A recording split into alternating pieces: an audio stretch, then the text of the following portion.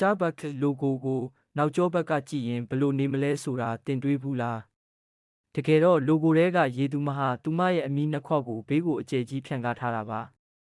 ဒါဟာမတော်တဆဖြစ်လာတာမဟုတ်ပဲရည်ရွယ်ချက်ရှိရှိနဲ့ဆွဲဆောင်မှုရှိအောင်လုပ်ထားတာလို့ဆိုပါတယ်ဒီဇလန်က1980ခုနှစ်စီရက်တဲမြို့မှာစခဲ့တာပါ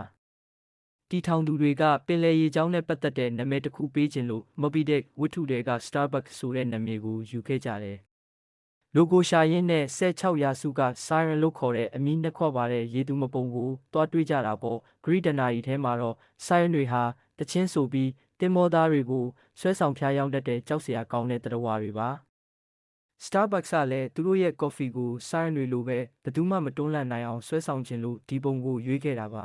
။အစောပိုင်း logo မှာဆိုရင်ရင်သားတွေတောင်ပေါ်နေတဲ့အထိရဲတင်းခဲ့ပါတယ်။နောက်ပိုင်းမှာတော့လူထုအမြင်အဆင်ပြေအောင်ပုံစံနည်းနည်းပြောင်းလဲခဲ့ရပေမဲ့ဆွဲဆောင်မျိုးယူမှုဆိုတဲ့အဓိပ္ပာယ်ကတော့အခုထိ logo ထဲမှာရှိနေသေးပါပဲ။